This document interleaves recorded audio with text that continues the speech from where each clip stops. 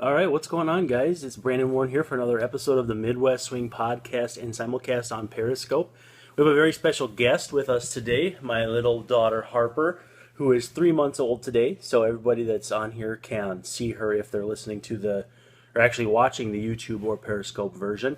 If you're listening on Stitcher, Libsyn, Google Play, or iTunes, you're going to miss out on the visual portion of this broadcast, but that's fine. Please feel free to check us out, Cold Omaha, on YouTube.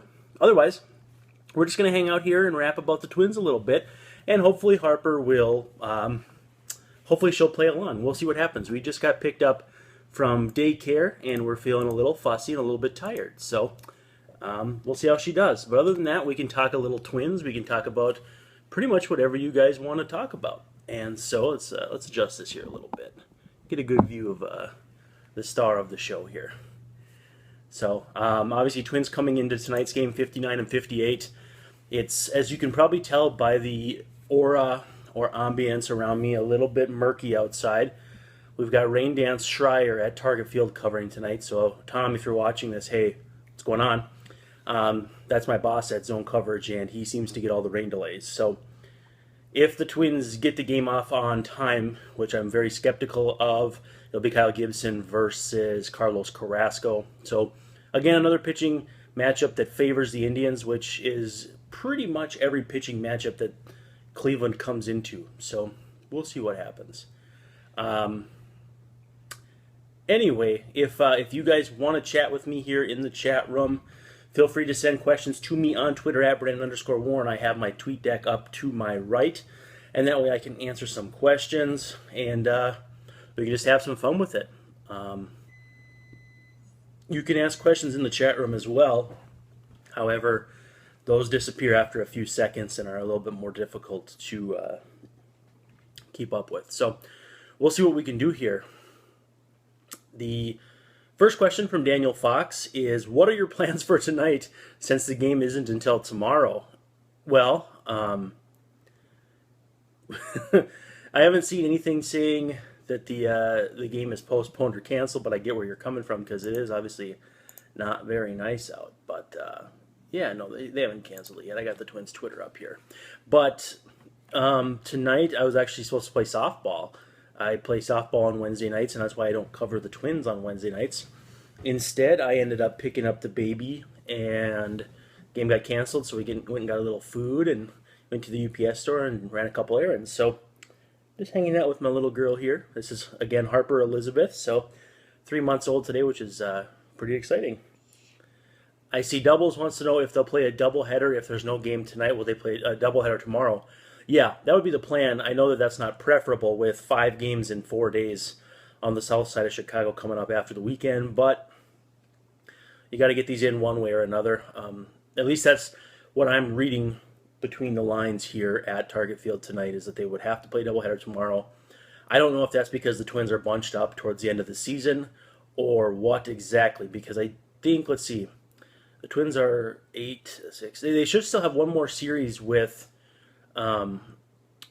they should still have one more series with the Indians after this, but maybe it just doesn't work out to get the extra game in there. So I think they really, really are going to wait it out tonight as long as they can, and we'll see what happens. I see Daniel Fox has asked also, can Glenn Perkins help this team or hurt them?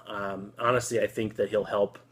I think he'll help the Twins, honestly, because it's probably going to end up in them having Buddy Bouchier sent out or maybe Alan Buznitz, but I think Perkins is smart enough to work at 90 or 91 miles per hour and still get people out. And again, in 7 1/3 innings, he had an ERA over 6, which is, it's high, obviously. Hey, what's going on? Obviously not preferable between the GCL and the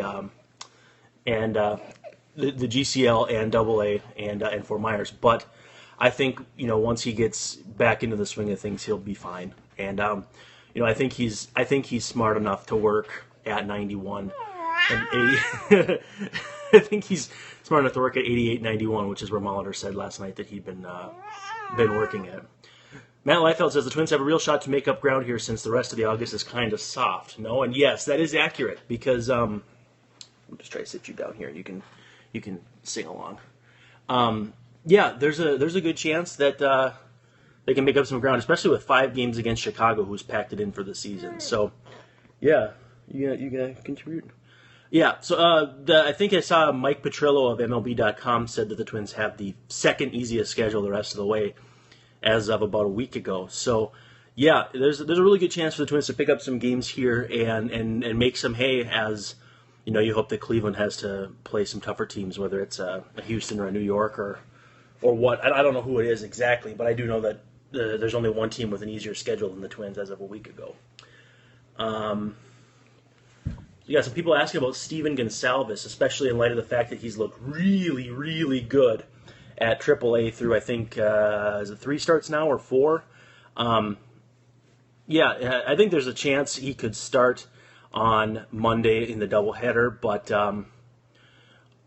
it's tough. They do have to add him to the 40-man at the end of the season. So do you start that clock a little bit early as far as options and all that stuff? I don't think it's the end of the world, but it's, again, there's just so much you don't know about pitchers that you probably just have to take them once they're ready and roll with it. At that point, too, do you send Dietrich Enns down after this start against the Diamondbacks coming up? Hey there. And then, fill in your bullpen. Actually, that's probably what's going to happen is Enns will come up after he'll go down after his start. They can add Perkins, and then they can make some moves as far as Gonsalves for Monday if they want. So, I don't know. I think there's a very real chance that Gonsalves makes that next start on Monday, but I don't know. I see Nate Tim wants to know what type of beer he will owe me if the Twins trade for Trevor Plouffe. If you haven't seen ZoneCoverage.com, I wrote a piece for, I believe it was Monday, I want to say, on players the Twins could add that could help them here down the stretch, and it was Trevor Plouffe was one of them, and Nate's obviously the biggest Trevor Plouffe fan I've ever met outside of maybe his son. So yeah, we gotta move you up here, make sure people can see you. Yeah, Trevor Plouffe. Nate's a big Trevor Plouffe fan, so he said he'd buy me a case of beer if the Twins trade for him. Nate, I'll take a 4-pack of Surly Cynic Ale, and we can meet up and drink it together if you want. Again, Trevor Plouffe not having a very good season, obviously falling out of favor in Oakland, ending up in Tampa, and not really doing great there either, but can still hit lefties, which is something this offense needs at this point. So I'm not saying they're going to trade for Trevor Plouffe, but if it gets me a case of beer, that would be fantastic. So she's focused on something. She's looking at that screen I got over here, which is kind of funny. I got the Twins 2017 baseball reference page up in Harper. If you're listening to the podcast, you can't see her.